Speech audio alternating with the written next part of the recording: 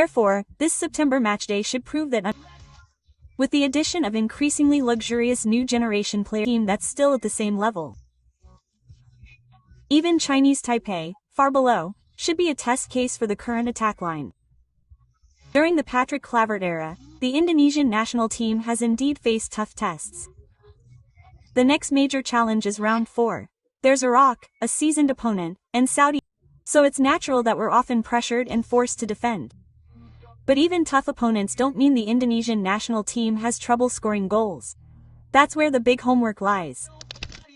Therefore, on matchday in September, the atmosphere must change. This is the opportunity to prove that under Patrick's coaching, the Indonesian national team can score more than one goal. They must even learn to pressure opponents of the same or lower level. Because a solid defense is pointless if the front line is dull. Indonesia still struggles to advance. The addition of new diaspora players, who are increasingly luxurious in the front line, should erase the old excuses. There will be no more stories of a lack of a pure striker or a too-good-for-like opponent. Moreover, this friendly match isn't against world-class teams. It's Taiwan or Chinese Taipei, teams that are, on paper, far inferior. They should be the guinea pigs. Then there's Lebanon, a formidable opponent, but still on Indonesia's level, not Iraq or Saudi Arabia. This is where hope arises. Indonesia's front line should be able to improve, even if possible, slaughter them.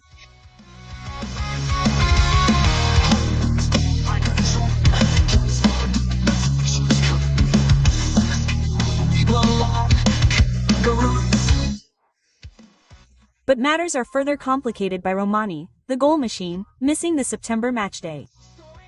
An ankle injury prevented him from playing. Indonesia's front line feels like it's missing a key player. On the other hand, Romani's absence could be a golden opportunity to test the effectiveness of Patrick Kluivert's strategy. Can Indonesia still score goals without relying on one player?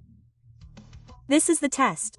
Because in the 4th round, the opponents awaiting them will be much tougher. If they were still goalless against Taiwan and Lebanon, how can they expect much against Iraq and Saudi Arabia? Especially since this is a home match. These two matches will be mini-tournaments. The first match against Taiwan is a chance to go wild. Needless to say, if Indonesia's front line is still struggling to break through the defense of a team of Taiwan's stature, then something is wrong with our attack.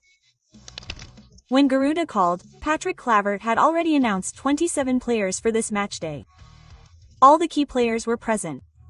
There are also special additions from Mauro Zestra and Miliano Jonathan. 2 new naturalized players have completed their processes.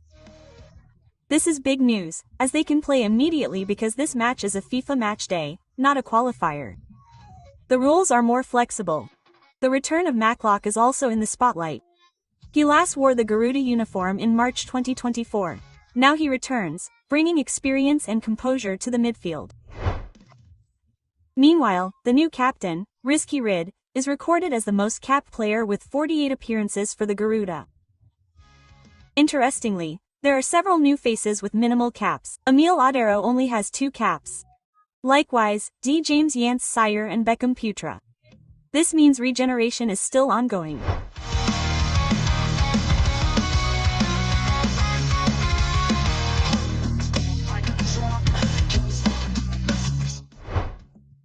If all goes well, the formation could be very deadly.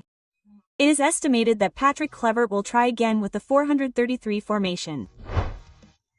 From goalkeeper Emil Adero, who has equal strength while Pai is recovering.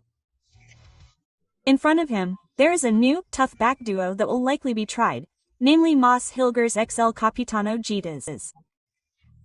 On the wings, Verdong and Dick have dual roles.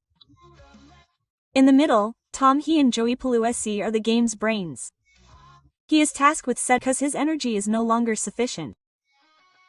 Up front, this is the most dangerous part.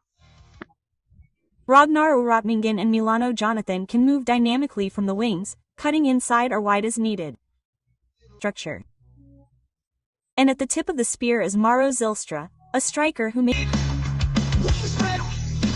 Patrick's ingenuity makes the matches against Taiwan and Lebanon not just matches but also a stage for deception. A Garuda that is more ferocious, bold, and ready to threaten anyone in Asia. Completely different team.